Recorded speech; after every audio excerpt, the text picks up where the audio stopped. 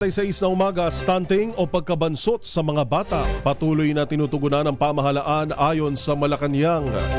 Detalye RH14, Mislet Narciso. Mislet.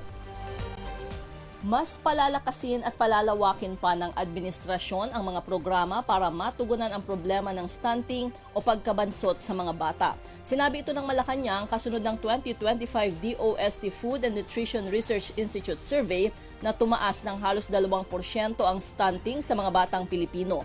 Ayon kay Palas Press Officer Claire Castro, batid ni Pangulong Ferdinand Marcos Jr. ang problemang ito, kaya nga iniutos noong nakaraang taon ang pagtatayo ng Child Development Centers at mga daycare center. Nakalatag na rin anya ang 2026 to 2027 school-based feeding program ng DepEd na pinondohan ng 25.6 billion pesos para malabanan ang pagkagutom sa mga kabataang mag-aaral.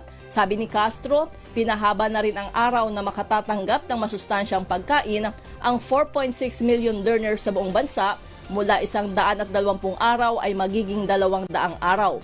Patuloy rin anya ang walang gutom program at ang supplemental feeding program ng DSWD na ang target naman ay 1.8 million na mga batang naka-enroll sa LGU-run Child Development Centers at Supervised Neighborhood Play. Ito si Let Narciso para sa DZRH. Una sa Pilipinas, una sa Pilipino. Maraming salamat, Miss Let.